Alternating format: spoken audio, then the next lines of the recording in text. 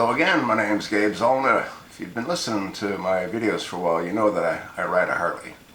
I've actually had Harleys since 1998.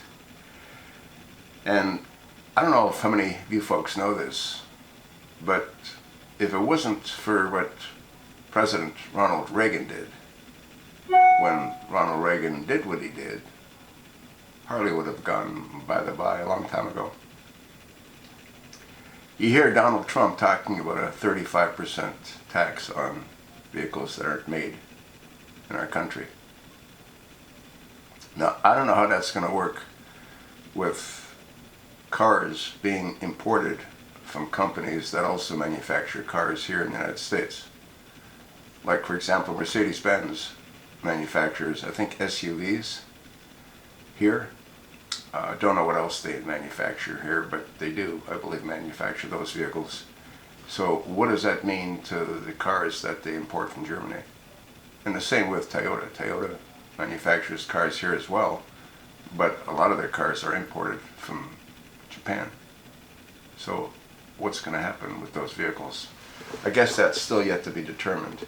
The point that I was trying to make is that if it wouldn't have been again for Ronald Reagan, Harley-Davidson wouldn't be here, because what Ronald Reagan did was he imposed, I believe it was a 35% tax on imported Japanese motorcycles. And what that did is it put the Japanese companies out of the bidding, and Harleys became popular with the highway patrol and with the police, etc. They're really not popular at the present time because there's a whole lot of differences and advantages with certain other motorcycles, like BMWs.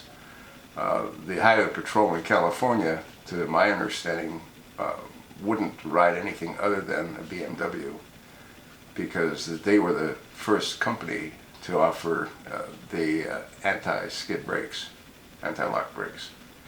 And they demonstrated that to the highway patrol in California, and when they saw that, they said, you know, it's the only thing we're going to buy.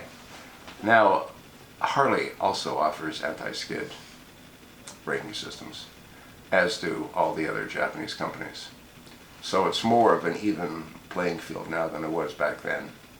The point I was trying to make with this little short, brief video is that I think Donald might have got a cue from Ronald. And if it wouldn't have been for Ronald, Harleys wouldn't have been around for anyone. So it does work. Putting those kinds of tariffs on imports does work. Another question you have to ask yourself is, what's going to happen to Walmart? Most of what Walmart sells, I believe, is from Japan, or India, or Pakistan. What's going to happen to Walmart if tariffs are imposed on all those products? Well, the same thing that Walmart did to small companies. Your local mom and pop shop might come back if Walmart goes away. Something to think about, is it not? Thanks for listening.